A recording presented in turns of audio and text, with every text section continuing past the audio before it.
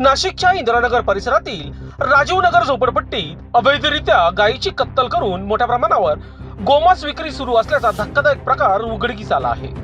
बजरंग दल, विश्व हिंदू परिषद आणि तब्बल 50 ते 60 गोरक्षकांनी अचानक धाड टाकत अवैध कत्तलखाना आणि विक्री केंद्राचा पर्दाफाश केला आहे। या कारवाईत सुमारे 900 ते 950 किलो गोमांस, 2 दुचाकी, 1 चारचाकी वाहन आणि कत्तलीसाठी वापरण्यात येणारे साहित्य जप्त करण्यात आले। जप्त मुद्देमाल इंदिरानगर पोलीस ठाण्याच्या ताब्यात देण्यात आला। घटनेची माहिती मिळताच महापौर हिमगौरी आहेर आडके यांनी तातडीने घटनास्थळी भेट देत परिस्थितीची पाहणी केली।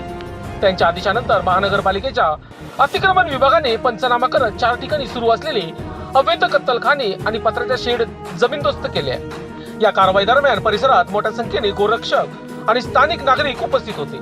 तसेच स्थानिक नगरसेवकांनी घटनास्थळी उपस्थित राहून कारवाईवर लक्ष ठेवले। दरम्यान कत्तलखाना चालवण्याविरोधात इंदिरानगर पोलीस ठाण्यात गुन्हा दाखल करण्यात आला असून मुख्य संशयित घटनास्थळावरून फरार झाला आहे। पोलीस त्याचा शोध घेत असून पुढील तपास इंदिरानगर पोलीस करीत आहे।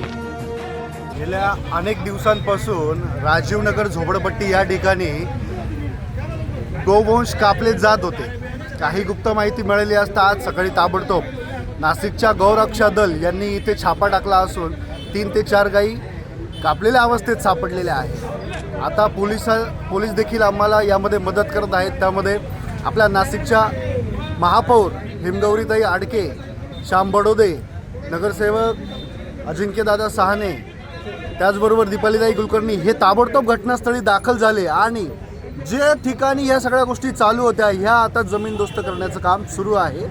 आम्हाला आता चांगलं पाठबळ मिळालेलं आहे प्रशासनाचं, त्यामुळे आता योग्य ती कारवाई यापुढे होत राहणार आणि 100% गौरक्षा दल नाशिकचे यापुढे कुठेही अत्याचार केले जात असतील, त्याचबरोबर कत्तलखान्याचा विषय असेल तिथे योग्य रीतीने हात घालण्याचा आम्ही पूर्ण जबाबदारी पार पाडू। लोकशास्त्र न्यूजसाठी बंटी आढाव, नाशिक।